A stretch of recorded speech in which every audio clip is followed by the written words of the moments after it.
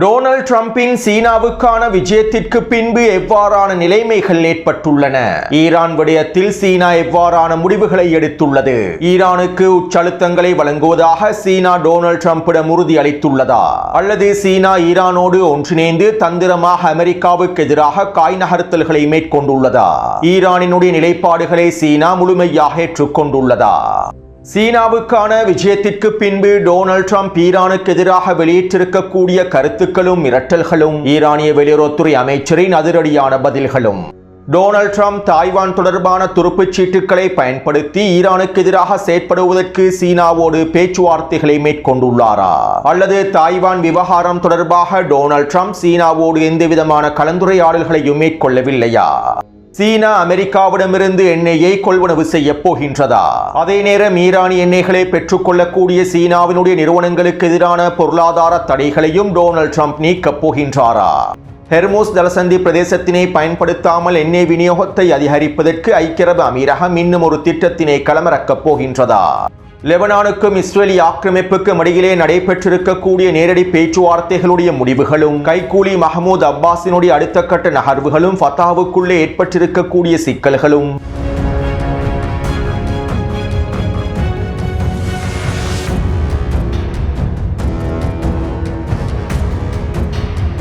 காசாவிலும் west bank பிரதேசத்திலும் ஒரு தேசிய கூட்டமைப்பு அரசாங்கம் ஒன்றை உருவாக்குவதற்கான முன்மொழிவுகளை 2 வருடங்களுக்கு முன்பே ஹமாஸினுடைய தலைவர்கள் முன்வைத்திருந்தார்கள். அல்-அக்ஸா வெள்ளப்போர் ஆரம்பிக்கப்பட்டதற்கு பின்பு காசா மற்றும் வெஸ்ட் பேங்க் பிரதேசத்தினுடைய அதிகார சபைகளை சமநிலைப்படுத்துவதற்காக ஒருங்கிணைந்த கூட்டமைப்பு அரசாங்கம் ஒன்றை உருவாக்க வேண்டும் என்கின்ற முன்மொழிவுகளை முன்வைத்திருந்தார்கள். ஹமாஸுக்கும் இஸ்ரேலி ஆக்கிரமிப்புக்கும் இடையிலான பேச்சுவார்த்தைகளின் போதும் இவை முன்வைக்கப்பட்டிருந்தன. இருப்பினும் கைக்கூலி மஹமூத் அப்பாஸும் அவருடைய ஃபத்தா அமைப்பு இதற்கான முழுமையான சம்மதத்தினை வழங்கவில்லை.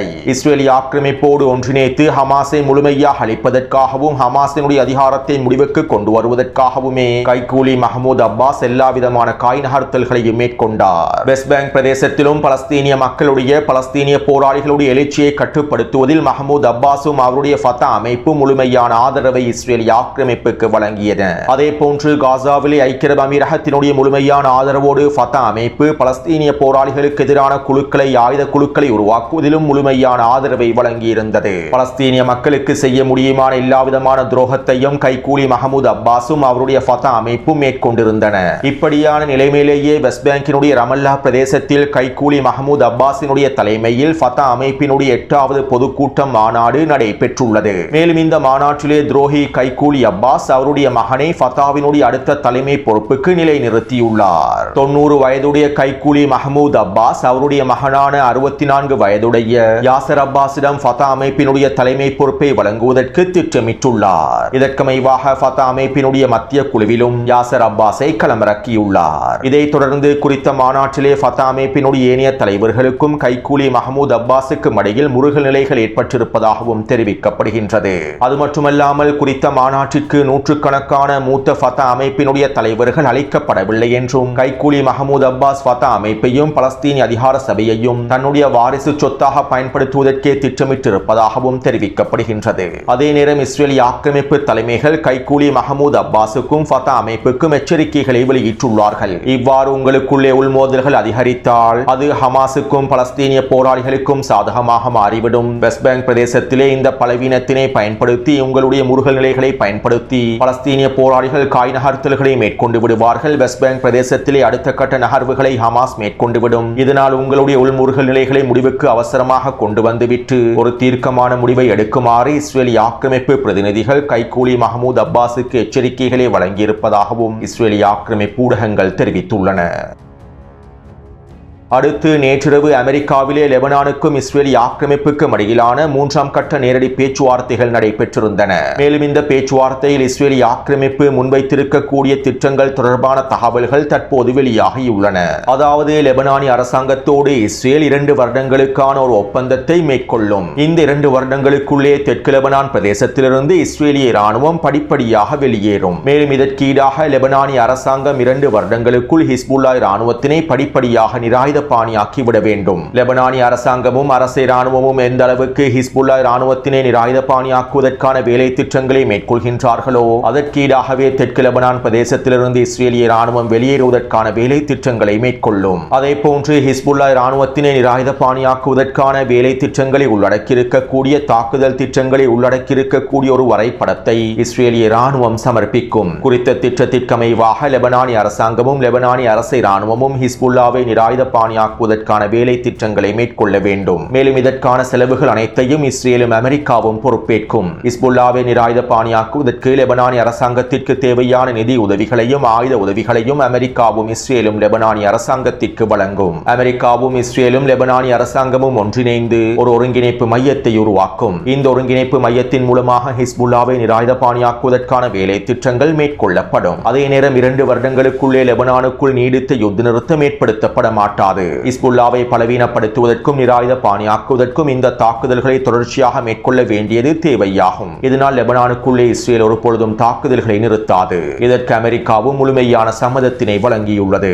அதே போன்று ஹிஸ்புல்லாவை நிராயுத பாணியாக்குவதற்கான ஒரு சிறப்பு படைப்பிரிவு உருவாக்கப்படும். இந்த படைப்பிரிவை நாங்களும் அமெரிக்காவும் ஒன்றிணைந்து மேற்கொள்வோம். லெபனானிய அரசு இராணுவத்தினுடைய தலைமைகளும் இதில் இணைத்துக் கொள்ளப்படுவார்கள். அதே போன்று 1955ஆம் ஆண்டு மேற்கொள்ளப்பட்டிருக்கக்கூடிய சட்டத்திட்டங்கள் அனைத்தையும் லெபனானிய அரசாங்கம் முழுமையாக நீக்க வேண்டும். இஸ்ரேலோடு இயல்பாக்கத்தை ஏற்படுத்துவதனை தடுத்து நிறுத்துவதற்காக உருவாக்கப்பட்டிருக்கக்கூடிய குறித்த சட்டத்தினை லெபனானிய அரசியல் அமைப்பிலிருந்து முழுமையாக நீக்க வேண்டும். இவ்வாறு இந்த சட்டத்தினை நீக்கிவிட்டு இஸ்ரேலோடு இயல்பாக்கத்தை ஏற்படுத்துவதற்கான ஒப்பந்தங்களை லெபனானிய அரசாங்கம் மேற்கொள்ள வேண்டும். இந்த நிபந்தனைகளுக்கு அமைவாகவே ஒட்டுமொத்த வேலை திட்டங்களும் மேற்கொள்ளப்படும் என இஸ்ரேலிய ஆக்கிரமிப்பு முன்வைத்திருக்கக்கூடிய திட்டத்திலே குறிப்பிடப்பட்டுள்ளது.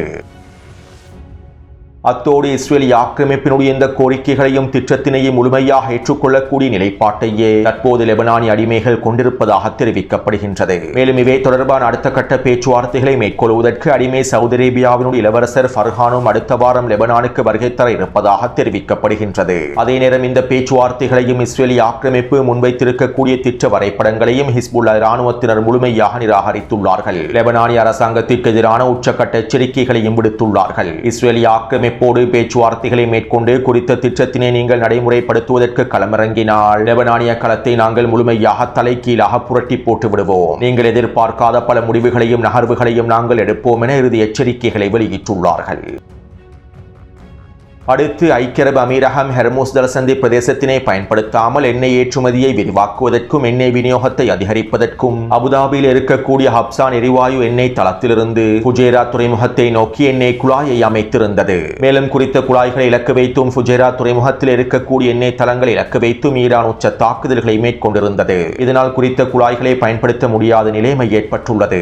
அதே நேரம் குறித்த குழாய்களையும் எண்ணெய் உற்பத்தி தளங்களையும் மறுசீரமைக்கக்கூடிய வேலை திட்டங்களையும் ஐக்கிய அரபு அமீரகம் அவசரமாக மேற்கொண்டு வருகின்றது.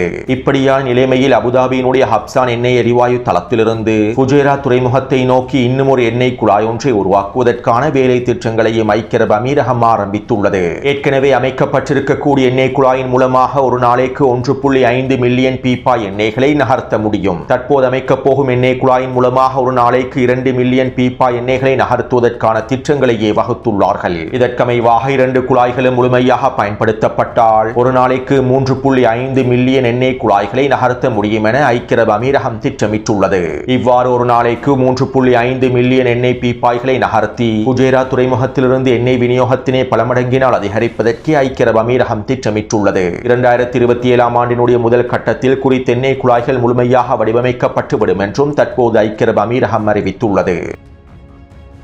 அத்தோடு இங்கிருக்கக்கூடிய சுவாரஸ்யமான விடயம் என்னவென்றால் பல பில்லியன் டாலர்களை செலவழித்து ஐக்கிய அரபு அமீரகம் இந்த எண்ணெய் குழாய்களையும் எண்ணெய் உற்பத்தி தளங்களையும் அமைத்தாலும் ஹெர்முஸ் ஜலசந்தி பிரதேசத்தினை பயன்படுத்தாமல் எண்ணெய் விநியோகத்தினை மேற்கொள்வதற்கான வேலை திட்டங்களையும் புதிய தளங்களையும் ஐக்கிய அரபு அமீரகம் அமைத்தாலும் இவை அனைத்தையும் தடுத்து நிறுத்துவதற்கு ஈரானினுடைய 2 ட்ரோன்களும் 2 ஏவுகணைகளும் போதுமானதாகும். புதிதாக அமைக்கப்படக்கூடிய எண்ணெய் குழாய்களை இலக்கு வைத்து ஈரான் 2 ட்ரோன் தாக்குதல்களை மேற்கொண்டால் குறித்த எண்ணெய் குழாய்களை மீண்டும் கட்டமைப்பதற்கு 1 வருடம் சென்றுவிடும். இதே போன்று 2 எண்ணெய் குழாய்களையும் முழுமையாக பயன்படுத்த விடாமல் இருப்பதற்கு ஈரானுக்கு ஒரு சில ட்ரோன்கள் மாத்திரமே போதுமானதாகும். எனவே ஐக்கிய அரபு அமீரகத்தினுடைய இந்த திட்டங்களை ஈரானிய ஏவுகணைகளும் ட்ரோன்களும் இலகுவாக முடிவுக்கு கொண்டு வந்துவிடும். அடுத்து ஹெர்முஸ் ஜலசந்தியினுடைய ஃபுஜேரா துறைமுகத்திற்கு அருகாமையில் கடற்படையினர் சரக்கு கப்பல் ஒன்றை கைப்பற்றி இருப்பதாக தகவல்கள் வெளியாகி இருந்தன. மேலும் குறித்த சரக்கு கப்பலானது அமெரிக்காவுக்கு சொந்தமான சரக்கு கப்பல் என நேற்றிரவு வெளியிட்ட காணொலியில் குறிப்பிட்டிருந்தே ஆரம்ப கட்ட விசாரணைகளுடைய தகவல்கள் இவ்வாறு தான் வெளியாகி இருந்தன. இருப்பினும் தற்போது கைப்பற்றப்பட்டிருக்கக்கூடிய கப்பல் தொடர்பான தகவல்கள் வெளியாகியுள்ளன. அதாவது சீனாவினுடைய தனியார் இராணுவ ஒப்பந்தக்காரர்கள் மூலமாக பயன்படுத்தப்படுகின்ற போலியான சீனாவினுடைய இராணுவ சரக்கு கப்பலையே ஈரானிய கடற்படையினர் கைப்பற்றியுள்ளார்கள். ஹெர்முஸ் ஜலசந்தி பிரதேசத்தின் வழியாக எண்ணெய் கப்பல்களை நகர்த்துவதற்காக இந்த போலியான இராணுவ கப்பல்களுக்கும் அதனோடு சம்பந்தப்பட்டிருக்கக்கூடிய சீனாவின் தனியார் இராணுவ நிறுவனங்களுக்கும் பணத்தினை வழங்கியுள்ளார்கள். சுருக்கமாக குறிப்பிடுவதாக இருந்தால் இது ஒரு மாஃபியா நிறுவனமாகும். இந்த மாஃபியா நிறுவனத்தினை பயன்படுத்தி ஹெர்முஸ் ஜலசந்தி பிரதேசத்திலே கப்பல்களை நகர்த்துவதற்கு திட்டமிட்டுள்ளார்கள். இதனாலேயே தற்போது சரக்கு கப்பல் என்கின்ற பேரவையில் பயன்படுத்தப்படுகின்ற இந்த போலியான இராணுவ கப்பலை ஈரானிய கடற்படையினர் கைப்பற்றியிருப்பதாக தெரிவிக்கப்படுகின்றது. மேலும் இவை தொடர்பான தகவல்களை ஈரான் சீனாவோடு பகிர்ந்து கொண்டிருப்பதாகவும் தெரிவிக்கப்படுகின்றது. அடுத்து டொனால்ட் ட்ரம்பினுடைய சீனாவுக்கான விஜயத்தின் போது ஹெர்முஸ் ஜலசந்தி பிரதேசத்தினை திறப்பதற்கு சீனா முழுமையான ஆதரவை வெளிப்படுத்துவதாகவும் ஹெர்முஸ் ஜலசந்தி பிரதேசத்திலே எந்தவிதமான கட்டணங்களையும் அறவிடக்கூடாது என்பதில் சீனா உறுதியளித்திருப்பதாகவும் அமெரிக்க வெளியுறவுத்துறை அமைச்சர் மார்க்கோ ரூபியோ கருத்துக்களை வெளியிட்டிருந்தார். மேலும் சீனாவுக்கான விஜயத்திற்கு பின்பு டொனால்ட் ட்ரம்ப் ட்ரூத் சோஷியல் தளத்தில் பல கருத்துக்களை பதிவிட்டிருந்தார். இதன்போது சீனாவுடைய அதிபருக்கான வாழ்த்துக்களை தெரிவித்திருந்தார். மேலும் நாங்கள் ஒன்றிணைந்து பல பொருளாதார திட்டங்களை மேற்கொள்வோம் என்றும் மத்திய கிழக்கு பிராந்தியத்திலே நாங்கள் ஈரானுக்கு எதிரான செயற்பாடுகளை தொடர்வோம் என்றும் டொனால்ட் ட்ரம்ப் பதிவிட்டிருந்தார். இதைத் தொடர்ந்து ஃபாக்ஸ் நியூஸ் ஊடகத்திற்கு அளித்த நேர்காணலில் டொனால்ட் ட்ரம்ப் இவ்வாறு தெரிவித்தார். நாங்கள் தற்போது சீனாவோடு ஒப்பந்தத்தினை மேற்கொள்வதற்கான வேலை திட்டங்களை ஆரம்பித்துள்ளோம். அவர்கள் அமெரிக்காவிலிருந்து எண்ணெயை வாங்குவதற்கும் ஒப்புக்கொண்டுள்ளார்கள். சீன கப்பல்களை டெக்சாஸிலும் லூசியானாவிலும் களமிறக்குவதற்கான விருப்பத்தை தெரிவித்துள்ளார்கள். உண்மையில் இது ஒரு பெரிய விஷயம். எங்களிடமிருந்து எண்ணெயை பெற்றுக் கொள்வதற்கு அவர்கள் விருப்பத்தினை வழங்கியுள்ளார்கள். மேலும் நாங்கள் தொடர்ச்சியாக எண்ணெய் வியாபாரத்தை மேற்கொள்ளப் போகின்றோம். அதே போன்று தாய்வான் விடயம் தொடர்பாக நான் சீனாவினுடைய அதிபரோடு எவற்றையும் பேசவில்லை. தாய்வான் தொடர்பாக கதைப்பதற்கு அவர்கள் விரும்பவில்லை. மேலும் நானும் அவை தொடர்பாக எந்த விதமான கலந்துரையாடல்களையும் மேற்கொள்ளவில்லை என டொனால்ட் ட்ரம்ப் தெரிவித்துள்ளார். அத்தோடு டொனால்ட் ட்ரம்புடனான சந்திப்புக்கு பின்பு சீனாவினுடைய வெளியுறவுத்துறை அமைச்சகம் அறிக்கை ஒன்றை வெளியிட்டிருந்தது. அமெரிக்காவுக்கும் ஈரானுக்கும் இடையில் ஒரு விரிவான தீர்வை எட்டுவதற்கு சீனா முழுமையான ஆதரவை வழங்குகின்றது. அவசரமாக அமெரிக்காவும் ஈரானும் ஒரு ஒப்பந்தத்தில் கையொப்பமிட வேண்டும். மேலும் இந்த அமைதி நிலைமையானது பிராந்தியத்தில் இருக்கக்கூடிய அனைத்து நாடுகளுக்கும் பயனளிக்கும். சர்வதேச சமூகத்தின் அழைப்புக்கு அமைவாக ஹெர்முஸ் ஜலசந்தி பிரதேசம் திறக்கப்பட வேண்டும். ஹெர்முஸ் ஜலசந்தி பிரதேசத்திலே சுங்க கட்டணங்கள் அறவிடப்படவில்லை. தளவாட மற்றும் சுற்றுப்புற சூழல் பாதுகாப்பு கட்டணங்கள் அறவிடப்படுகின்றன. அதே போன்று அமெரிக்காவுக்கும் ஈரானுக்கும் இடையிலான தொடர்ச்சியான மோதல் பயனற்றது. மேலும் ஈரானிய அணுசக்தி நிலைமைகள் தொடர்பான விரிவான தீர்மானம் எடுக்கப்பட வேண்டும். அமைதியான முறையில் அணுசக்தி திறன்களை பயன்படுத்துவதற்கான எல்லாவிதமான உரிமையும் ஈரானுக்கு இருக்கின்றது. மேலும் இரு தரப்பினருக்கும் இடையிலான பேச்சுவார்த்தைகளுக்கு முழுமையான ஆதரவை வழங்குவதற்கு நாங்கள் தயாராகவே இருக்கின்றோம் என சீனாவினுடைய வெளியுறவுத்துறை அமைச்சகம் அறிவித்துள்ளது. அதாவது ஹெர்முஸ் ஜலசந்தி பிரதேசத்திலே ஈரான் அறவிடக்கூடிய சுங்க கட்டணத்தினை சீனா சுங்க கட்டணமாக பார்க்கவில்லை. தளவாட மற்றும் சுற்றுப்புற சூழல் பாதுகாப்பு கட்டணமாகவே பார்க்கின்றது. அதாவது ஹெர்முஸ் ஜலசந்தி பிரதேசத்திலே நாங்கள் சுங்க கட்டணங்களை ஏற்றுக்கொள்ளவில்லை, ஆனால் தளவாட மற்றும் சுற்றுப்புற சூழல் பாதுகாப்பு கட்டணங்களை ஏற்றுக்கொள்கின்றோம் என சீனா தெரிவித்திருப்பது மறைமுகமாக ஈரானினுடைய ஹெர்முஸ் ஜலசந்தி பிரதேச கட்டணங்களை ஆதரிக்கக்கூடிய விடயமாகும். அது மட்டுமல்லாமல் ஈரான் ஹெர்முஸ் ஜலசந்தி பிரதேசம் வழியாக சீனாவினுடைய எண்ணெய் கப்பல்களையும் சரக்கு கப்பல்களையும் அனுமதிக்கின்றது. இதனால் ஹெர்முஸ் ஜலசந்தி பிரதேசத்தினை திறப்பதற்கு அமெரிக்காவினால் சீனாவுக்கு உச்சழுத்தங்களை வழங்க முடியாது என்றும் மத்திய கிழக்கு ஆய்வாளர்கள் தெரிவித்துள்ளார்கள். அத்தோடு டொனால்ட் ட்ரம்பினுடைய சீன விஜயத்திற்கு பின்பு அமெரிக்க ஊடகங்களும் ஏனைய மேற்குலக ஊடகங்களும் பல போலி பிரச்சாரங்களை மேற்கொண்டு வருவதாகவும் சீனாவுக்கும் ஈரானுக்கும் இடையிலே இருக்கக்கூடிய மூலோபாய ஒத்துழைப்புகளை குறைமதிப்பிற்கு உட்படுத்தும் வகையில் ஈரானுக்கு எதிரான உச்சழுத்தங்களை வழங்கும் நோக்கத்தோடு பிரச்சாரங்களை மேற்கொண்டு வருவதாகவும் ஈரானிய ஆதரவு ஊடகங்கள் செய்திகளில் குறிப்பிட்டுள்ளன. மேலும் இவை தொடர்பாக ஈரானிய ஆய்வாளர்களும் பல அறிக்கைகளை வெளியிட்டிருந்தார்கள். அதாவது ஈரானுக்கு எதிராக உச்சழுத்தங்களை வழங்கும் நோக்கத்தோடு டொனால்ட் ட்ரம்பினுடைய சீன விஜயம் வெற்றி பெற்று விட்டதாகவும் ஈரானுக்கு எதிராக உச்சழுத்தங்களை வழங்குவதற்கு சீனா முழுமையாக ஒப்புக்கொண்டிருப்பதாகவும் இதன் மூலமாக சீனா மற்றும் ஈரானினுடைய நடவடிக்கைகளில் மாற்றங்கள் ஏற்பட போவதாகவும் பல பிரச்சாரங்கள் மேற்கொள்ளப்படுகின்றன. இந்த பிரச்சாரங்கள் அனைத்தும் யதார்த்தத்திற்கு முரணான பிரச்சாரங்களாகும். டொனால்ட் ட்ரம்பினுடனான பேச்சுவார்த்தையின் போது சீனாவினுடைய அதிபர் தந்திரமாகவே நடந்து கொண்டார். அவர் ஈரான் தொடர்பான எந்தவிதமான கருத்துக்களையும் பரிமாறிக்கொள்ளவில்லை. ஈரானினுடைய அணுசக்தி திட்டங்கள் தொடர்பாகவும் ஹெர்முஸ் ஜலசந்தி பிரதேசம் தொடர்பாகவும் அவர் டொனால்ட் ட்ரம்போடு எந்தவிதமான கலந்துரையாடல்களையும் மேற்கொள்ளவில்லை. தந்திரம் நீளமான காய் நகர்த்தல்களுக்கு அமைவாகவே சீனாவினுடைய அதிபர் இவ்வாறு நடந்து கொண்டுள்ளார். மேலும் சீனா அமெரிக்காவிடமிருந்து எண்ணெயை பெற்றுக் கொள்வது ஒன்றும் புதிதல்ல. அதே நேரம் சீனாவுக்கும் ஈரானுக்கும் இடையிலான எண்ணெய் விநியோகத்தினை யாராலும் தடுத்து நிறுத்த முடியாது. சீனாவுக்கு ஈரான் வழங்கக்கூடிய எண்ணெய் விநியோகத்திற்கு மாற்றீடாக அமெரிக்காவினால் சீனாவுக்கு எண்ணெயை வழங்கவும் முடியாது. ஈரானுக்கும் சீனாவுக்கும் இடையிலான எண்ணெய் விநியோகத்தினை பாதிக்க முடியாது என்பது டொனால்ட் ட்ரம்புக்கும் நன்றாகவே தெரியும். அதே போன்று அமெரிக்காவினுடைய தலையீடு இல்லாமல் மத்திய கிழக்கு பிராந்தியத்திலே பாதுகாப்பு ஒப்பந்தங்கள் மேற்கொள்ளப்பட வேண்டும் என்பதனையே சீனா விரும்புகின்றது. இதற்கமைவாகவே காய் நகர்த்தல்களையும் மேற்கொள்கின்றது. எனவே தற்போது மேற்குலக ஊடகங்களினால் பரப்பப்படக்கூடிய வதந்திகளும் போலி பிரச்சாரங்களும் களத்தினுடைய யதார்த்தத்திற்கு முரணானது என்பதனையும் சீனாவுக்கும் ஈரானுக்கும் இடையில் இருக்கக்கூடிய நட்பு மூலோபாய நட்பு என்பதனையும் நாங்கள் தெளிவாக புரிந்து கொள்ள வேண்டும் என ஈரானிய ஆய்வாளர்களும் கருத்துக்களை வெளியிட்டுள்ளார்கள். மேலும் இவற்றை உறுதி செய்யக்கூடிய கருத்துக்களையும் டொனால்ட் ட்ரம்பே வெளியிட்டுள்ளார். அதாவது இன்று காலை நடைபெற்ற ஊடக சந்திப்பில் ஈரான் எண்ணெய்களை பெற்றுக் கொள்ளக்கூடிய சீனாவினுடைய நிறுவனங்களுக்கு எதிராக விதிக்கப்பட்டிருக்கக்கூடிய பொருளாதார தடைகளை நீக்குவதற்கு ஆலோசனை செய்து வருவதாகவும் டொனால்ட் ட்ரம்ப் தெரிவித்துள்ளார். அதாவது கடந்த காலங்களில் ஈரானுக்கு உச்சழுத்தங்களை வழங்கும் நோக்கத்தோடு ஈரான் எண்ணெய்களை பெற்றுக் கொள்ளக்கூடிய சீனாவினுடைய நிறுவனங்களுக்கு எதிராக அமெரிக்கா பொருளாதார தடைகளை விதித்தது. இப்படியான நிலைமையிலேயே சீனாவினுடைய விஜயத்திற்கு பின்பு டொனால்ட் ட்ரம்ப் ஈரானினுடைய எண்ணெய்களை பெற்றுக்கொள்ள கூடிய சீனாவினுடைய நிறுவனங்களுக்கு எதிரான பொருளாதார தடைகளை நீக்கப் போவதாக தெரிவித்துள்ளார். இன்னும் ஒரு விதத்தில் குறிப்பிடுவதாக இருந்தால் டொனால்ட் ட்ரம்பினுடைய விஜயத்தின் மூலமாக சீனாவிடம் டொனால்ட் ட்ரம்ப் சிக்கிக் கொண்டுள்ளார். சீனா தந்திரமாக காய்களை நகர்த்தி ஈரான் எண்ணெய்களை பெற்றுக் கொள்ளக்கூடிய நிறுவனங்கள் மீதான பொருளாதார தடைகளையும் தற்போது நீக்கிக் கொள்ளப் போகின்றது.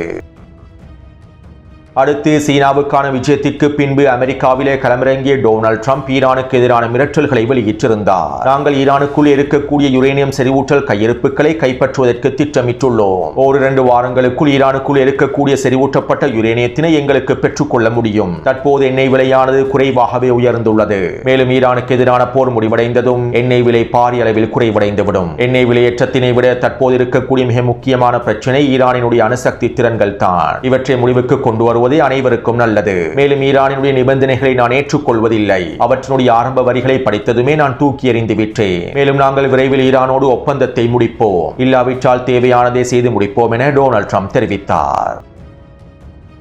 இதைத் தொடர்ந்து ஈரானினுடைய வெளியுறவுத்துறை அமைச்சர் அப்பாஸ் அரக்சி அவர்கள் இவ்வாறு தெரிவித்தார். ஈரானின் செறிவூட்டப்பட்ட யுரேனியம் தொடர்பான விடயங்கள் தற்போது பேச்சுவார்த்தை மேசையிலேயே இல்லை. நாங்கள் அவை தொடர்பாக பேச்சுவார்த்தைகளை மேற்கொள்ளப் போவதே இல்லை. எங்களுடைய நிலைப்பாடுகளில் நாங்கள் உறுதியாக இருக்கின்றோம். அதே போன்று ஹெர்முஸ் ஜலசந்தி பிரதேசம் முன்பிருந்ததை போன்று இருக்காது. ஹெர்முஸ் ஜலசந்தி பிரதேசத்தை நாங்களும் ஓமானும் ஒன்றிணைந்து முழுமையாக கட்டுப்படுத்துவோம். இதற்கான வேலை திட்டங்களையும் நாங்கள் முழுமையாக முடித்துவிட்டோம். ஈரான் தொடர்பான எந்தவிதமான இராணுவ தீர்வுகளையும் பெற்றுக்கொள்ள முடியாது. இந்த பிரச்சனைகளுக்கு இராணுவ தீர்வு இருக்காது. நாங்கள் அமெரிக்காவினுடைய ஜியோனிஸ் ஆக்கிரமிப்பினுடைய அச்சுறுத்தல்களை உறுதியாக எதிர்க்கின்றோம். ஒரு பொழுதும் நாங்கள் அவர்களுடைய நிபந்தனைகளுக்கு சரணடைய மாட்டோம். எதிர்த்தரப்பு எவ்வளவு அதிகமாக அச்சுறுத்தல்களை விடுக்கின்றார்களோ, ஈரானுக்கு எதிராக எவ்வளவு முடிவுகளை எடுக்கின்றார்களோ, அவை அனைத்தும் அவர்களுக்கு எதிராக திரும்ப போகின்றன. மேலும் இந்த அச்சுறுத்தல்களால் அவர்கள் அடையக்கூடிய ஒரே ஒரு பலன் தோல்வி மாத்திரம்தான். அவர்கள் மீண்டும் களத்தில் எங்களுக்கு எதிரான போரை ஆரம்பித்தாலும் இறுதியில் அவர்கள் தோல்வியையே சந்திப்பார்கள். மேலும் நாங்கள் அனைத்திற்கும் தயாராகவே இருக்கின்றோம் என ஈரானிய வெளியுறவுத்துறை அமைச்சர் தெரிவித்துள்ளார். எனவே இந்த காணொளி தொடர்பான கருத்துக்களை பதிவிடுங்கள். தொடர்ந்தும் என்னுடன் இணைந்திருங்கள். நன்றி, வணக்கம்.